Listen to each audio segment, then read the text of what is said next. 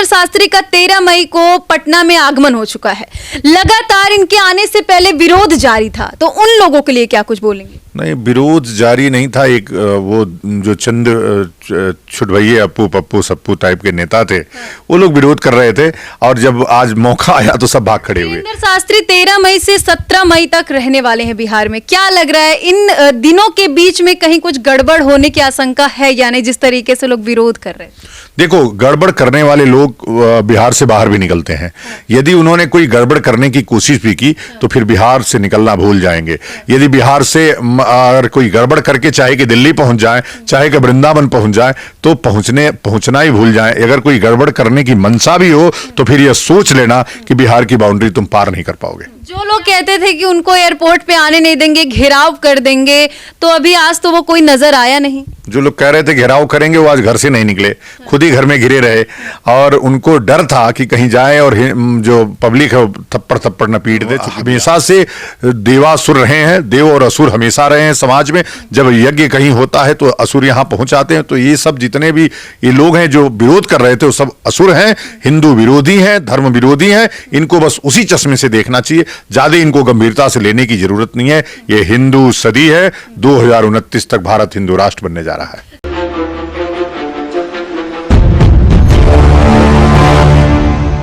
इस वक्त हमारे साथ शंकराचार्य ट्रस्ट के अध्यक्ष आनंद स्वरूप महाराज जी मौजूद हैं। आज एक ऐसे इंसान के बारे में बात करने वाले हैं जो पूरे देश में चर्चा का विषय बन गए हैं।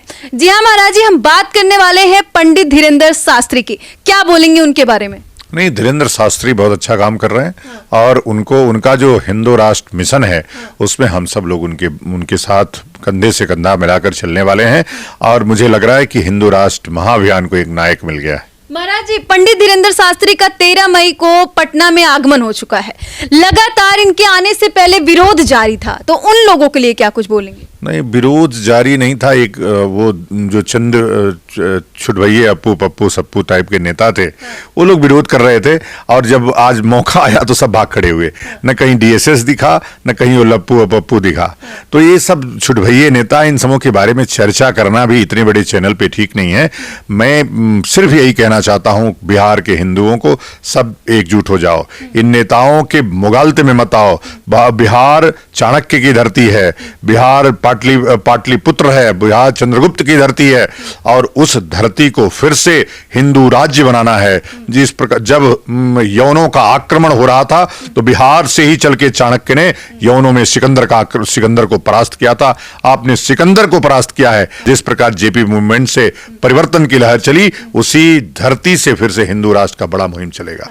पंडित धीरेंद्र शास्त्री पर कई महीनों से आरोप लगते रहे हैं, और जब उनका बिहार आने का बात हुआ तो उससे पहले भी कई तरह के आरोप लगने लगे, यहाँ तक कि एफआईआर भी कर दिया गया था। तो क्या बोलेंगे इन सभी चीजों को लेकर? देखो, ये विरोध तो होना ही चाहिए। विरोध होगा तभी शख्सियत निखरती है, और आज विरोध के कारण ही विरोधी लोग ही मिलकर के धीरेंद्र बाबा को, आज इतना बड़ा धीरेंद्र शास्त्री को इतना बड़ा व्यक्ति बना दिए। तो विरोध होना जायज है। हमेशा से देवासुर रहे हैं, देव और असुर हमेशा रहे हैं समाज में।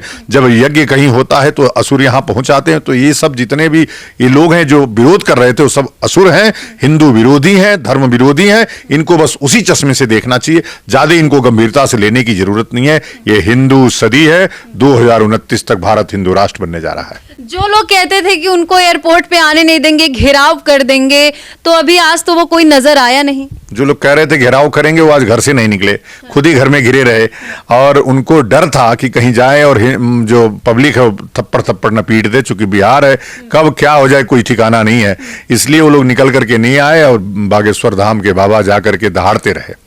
क्या लग रहा है कि पंडित धीरेंद्र शास्त्री जी के आने से बिहार में क्या कुछ बदलाव होगा, या फिर कितना प्रभाव पड़ेगा उनके श्रद्धालुओं पर? देखिए, मैं राजनीतिक रूप से तो कोई बयान नहीं दे सकता चूंकि मैं धर्माचार्य हूं, लेकिन निश्चित रूप से जब कोई धर्माचार्य धर्म का कार्यक्रम करता है तो आसपास का जो वातावरण है वो धर्ममय हो जाता है। और जो धर्म शब्द बोलता हूं मैं, तो सिर्फ सनातन धर्म है। धार्यति इति धर्म, जो धर्म धारण करने लायक है वही धर्म है। और सनातन धर्म के जो धर्माचार्य हैं, जब वो कहीं पे प्रवास करते हैं तो निश्चित रूप से वातावरण प्रभावी हो जाता है, सनातन धर्मियों को एक रास्ता मिलता है, क्योंकि इस समय सनातन धर्म को नेतृत्व की बहुत आवश्यकता है। नेतृत्व विहीन है, राजनीतिक लोग बड़े दिखने लगे हैं, धर्माचार्य छोटा दिखने लगा है। उस दौर में धीरेन्द्र कृष्ण शास्त्री का उदय हुआ है। मुझे उम्मीद है कि धीरेन्द्र कृष्ण शास्त्री के नेतृत्व में यह राष्ट्र हिंदू राष्ट्र बनेगा। धीरेन्द्र शास्त्री 13 मई से 17 मई तक रहने वाले हैं बिहार में। क्या लग रहा है इन दिनों के बीच में कहीं कुछ गड़बड़ होने की आशंका है या नहीं, जिस तरीके से लोग विरोध कर रहे हैं? देखो, गड़बड़ करने वाले लोग बिहार से बाहर भी निकलते हैं। यदि उन्होंने कोई गड़बड़ करने की कोशिश भी की तो फिर बिहार से निकलना भूल जाएंगे।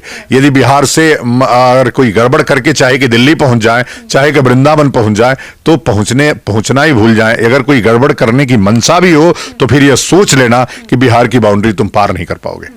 क्या कुछ और कहना चाहेंगे पंडित धीरेन्द्र शास्त्री के बारे में? नहीं, मैं पंडित धीरेन्द्र शास्त्री का जो अभियान है उसके पूरी तरह समर्थन में हूं। देखो, मैं बहुत ज्यादा टोटा टिटकर पे तो विश्वास नहीं करता हूं, लेकिन धीरेन्द्र शास्त्री का जो हिंदू राष्ट्र अभियान है उसके समर्थन में पूरी तरह से हम। जो उनकी कथाएं चल रही हैं, लेकिन लोग तो कहते हैं वो अंधविश्वास फैलाते हैं। देखो, अंधविश्वास फैलाने के लिए किसको बुला रहे हैं? किसी को निमंत्रण भेजने जा रहे हैं? आपका कष्ट है, उस कष्ट को आप लेकर के जाते हो, कष्ट कुछ बता देते हैं, वो क्या ट्रिक है उनके पास, कैसे बता देते हैं, क्या सिद्धि है उनके पास, ये तो वही जाने। अगर आपको फायदा हो रहा है, आप जा रहे हो, वो एक प्रचार जाता है, कोई निमंत्रण किसी घर नहीं देने जाते, किसी से पैसा नहीं लेते। जब वो पैसा नहीं लेते, निमंत्रण भेजने नहीं जाते, तो अंधविश्वास फैलाने का कोई मतलब नहीं है। एक आखिरी सवाल, क्या कारण रहा कि उनको बिहार की धरती पर आना पड़ा? नहीं, धर्माचार्य है, बिहार कोई पाकिस्तान में थोड़ी है। बिहार भारत की भूमि है, बिहार सनातन भूमि है, बिहार चाणक्य की धरती है, जहां से हमने सिकंदर को परास्त किया। बिहार तो सभी धर्माचार्यों के लिए तीर्थस्थल है और वहां जाना चाहिए। जो भी क्रांतिकारी संत है सबको बिहार जाना चाहिए। और बिहार वो गए तो मेरे ख्याल से 2029 बहुत दूर नहीं है। 2029 का जो बिगुल है वो बिहार से फूका जाएगा। तो बिल्कुल आपने देखा किस तरीके से आनंद स्वरूप महाराज जी ने सारी बातों को रखा आपके बीच। तो इनकी बातों को सुनकर क्या कुछ कहेंगे कमेंट सेक्शन में जाकर जरूर बताएगा। आगे आपको ऐसी ही जानकारी देते रहेंगे। जय हिंद।